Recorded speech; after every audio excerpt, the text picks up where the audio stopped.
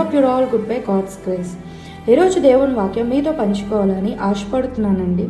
2 Corinthians 5th chapter 17th verse. కాగా ఎవడైనను క్రీస్తునందు ఉన్న ఎడల వాడు నూతన సృష్టి, పాతవి గతించెను, ఇదిగో కొత్త వాయెను. ఒక పట్టణంలో పాతబడిపోయిన భవనము అమ్మకమునకు ఉంది.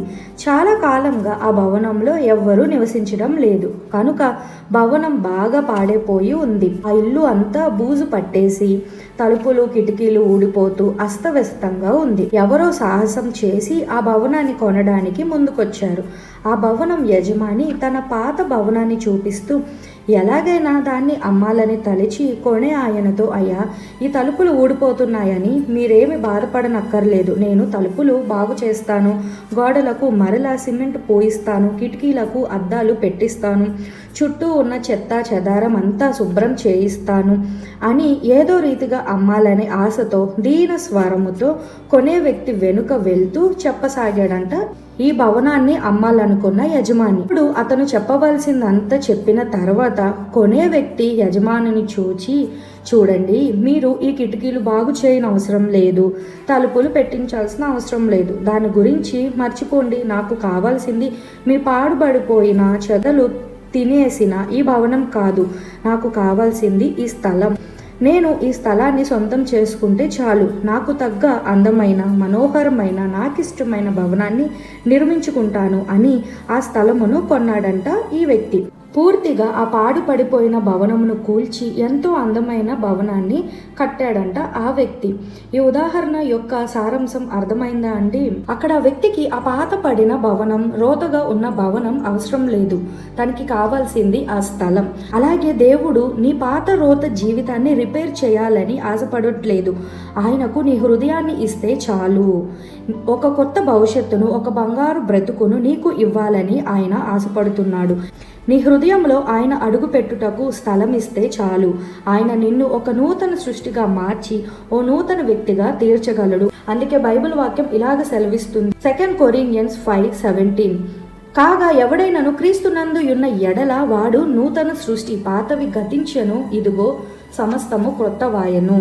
ఆయన నీ పాత రోత జీవితాన్ని రిపేర్ చేయాలని ఆశపడట్లేదు, కానీ నీ హృదయం ఇస్తే చాలు. ఆయన నిన్ను ఒక నూతన సృష్టిగా మార్చి ఓ నూతన వ్యక్తిగా తీరుస్తాడు. అలాగే ఒకవేళ ఈ రోజు నువ్వు దేవుని బిడ్డవై ఉండి కూడా తిరిగి మళ్ళీ ఆ పాపంలో పడిపోతున్నావేమో, తిరిగి మళ్ళీ ఆ పాత రోత జీవితానికి మీకే తెలియకుండా మీరు వెళ్ళిపోతున్నారు ఏమో, పాపంలో మునిగిపోతున్నావేమో, లోకం వైపు పడిపోతున్నావేమో.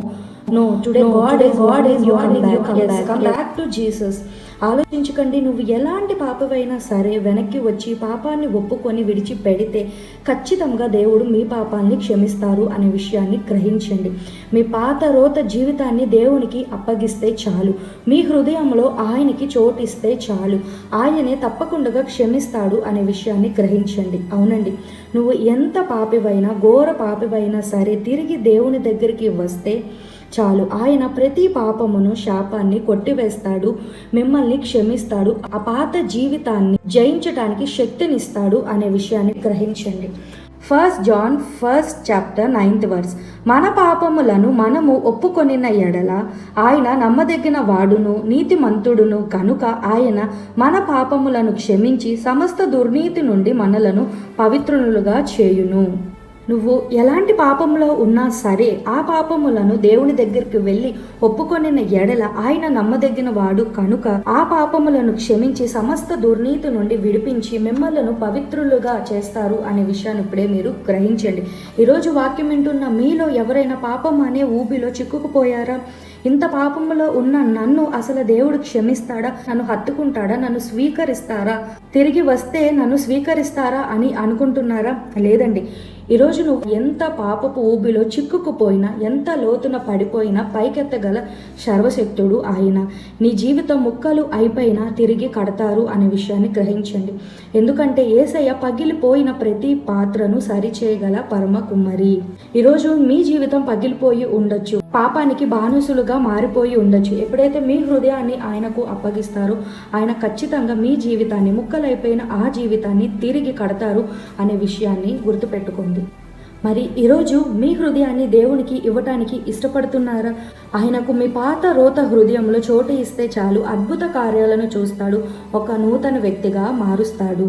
కాబట్టి ఆలోచించకండి, మీరు ఎంత దూరం వెళ్ళిపోయినా సరే, లోకంలో ఏదో ఉందని లోకం వైపు పరిగెడుతున్నా సరే, పాపపు వైపు మీరు అడుగులు వేస్తున్నా సరే, ఈరోజు వాక్యం ద్వారా దేవుడు మీతో మాట్లాడుతున్నారు అనే విషయాన్ని గ్రహించండి. So come back to Jesus. తిరిగి ఆయన దగ్గరికి వస్తే ఆయన ఖచ్చితంగా మీ జీవితాల్లో అద్భుత కార్యాలు చేస్తారు అనే విషయాన్ని గ్రహించండి. దేవుడు మిమ్మల్ని బహుగా దీవించి ఆశీర్వదించును గాక.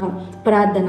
మహాపరిశుద్ధుడా, పరలోకమున్న మా తండ్రి, ఈరోజు వాక్యం వింటున్న మీ బిడ్డల్లో ఎవరైతే పాపపు ఊబిలో చిక్కుకుపోయి ఉన్నారో, ఇప్పుడే దుష్టుడు బారి నుంచి విడిపించమని, పాపాన్ని జయించే శక్తిని దయచేయమని, పశ్చాత్తాపం హృదయాన్ని మీరే దయచేయమని, వాక్యం వింటున్న ప్రతి ఒక్క బిడ్డను శారీరకంగా, మానసికంగా, ఆత్మీయంగా మీరే దీవించి ఆశీర్వదించమని, పాపంపై జయ జీవితాన్ని మీరే దయచేయమని, మీ కనికరం దయ ఉంచమని, మీ కృప తోడుగా ఉంచమని నజరేయుడైన యేసు నామములో ప్రార్థన చేస్తున్నాం తండ్రి. ఆమేన్.